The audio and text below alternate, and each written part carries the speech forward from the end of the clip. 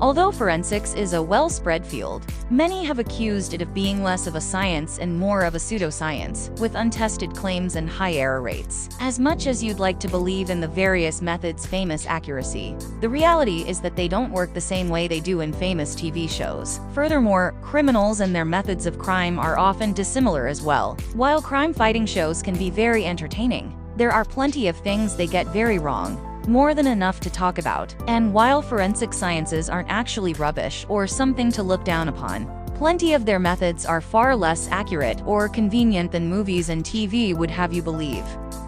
1. DNA testing is a fairly accurate and proven method. It's not as perfect as it seems, though. So what are the biggest problems with DNA testing, you might ask? The answer is very simple: time and factors that can reduce the accuracy. It seems very convenient in crime shows. They take a DNA sample, wait a few hours, and the results are here. Solved, right? Well, if we're talking about real life, no, not quite. DNA testing can often take months to complete due to the workload and verifying processes of the labs that are in charge of the tests. While it can be extremely useful, it can take anywhere from 2 to 6 months. But is it going to be extremely useful even then? While DNA testing can be very accurate under ideal conditions, just like with fingerprints, the circumstances often aren't quite right. Samples gathered from crime scenes are often imperfect, and even after so much testing, they can end up being useless or lead the investigators down the wrong path entirely. 2.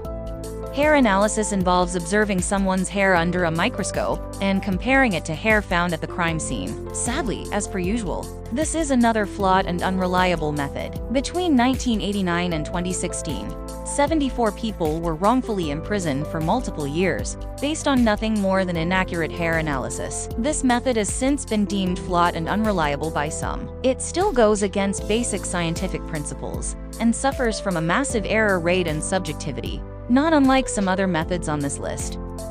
3. While not exclusively related to crime, suppressors or silencers are commonly believed to be magical accessories for your gun and make gunshots close to silent, hence the widespread use of the term silencer, which is quite incorrect to say the least. That's right, spy movies. Guns fitted with suppressors aren't at all silent. In fact, they only make a gunshot quieter, reducing the noise from 140 to 160 decibels to 125 decibels on some weapons. On average, suppressors grant a reduction of 20 to 40 decibels, noticeably quieter but far from silent. Suppressors are in no way useless, though, as any noise above 140 decibels is instantly damaging to our hearing. Bringing that number down even a little isn't something to be underestimated. It might not let a spy wipe out a room of bad guys without being noticed, or help a hitman to kill in silence, but it can prevent you from quickly going deaf if you aren't wearing ear protection. 4. Gunshot wound interpretation is basically what it sounds like: studying gunshot wounds to determine the number of bullets that hit the victim, the type of firearm and ammunition used, and so on. Very interesting but highly inaccurate. Clinicians try their best to correctly interpret wounds, but the effective success rate of this method remains very low. It has been shown to be inaccurate more than half the time, and even that's being generous. Some studies show greater error rates. As the trend is with a lot of forensic methods, the level of objectivity with this method is quite low, so it shouldn't be deemed a go-to, reliable way to solve crimes. The sad truth is that it fails more than it succeeds. 5. The idea behind bite mark evidence is simple. You notice a bite mark at the crime scene. Happens more often than you might think. And then you try to identify who that bite mark could belong to by hiring a forensic dentist. That, like many of the items on the list, sounds like a great method on paper, but practice shows something else. Bite mark evidence has been deemed unreliable many times, so much so that it has attracted the attention of judges, who are also starting to take it less as foolproof evidence, and more as a quite random method. Many have been arrested due to bite mark evidence, but were later released and absolved of their crimes when it was found out that they were wrongfully convicted based on a purely subjective and, in the end, wrong comparison of their teeth with a bite mark from a crime scene. 6.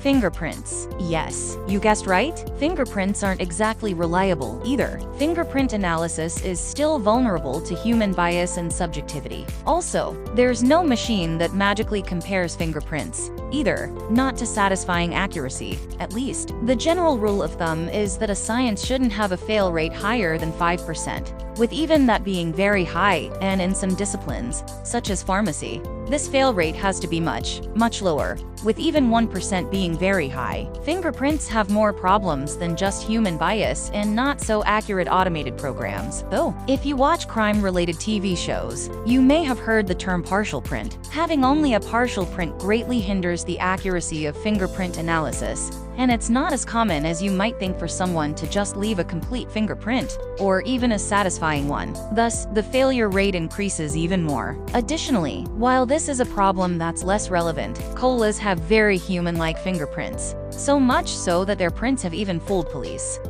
7.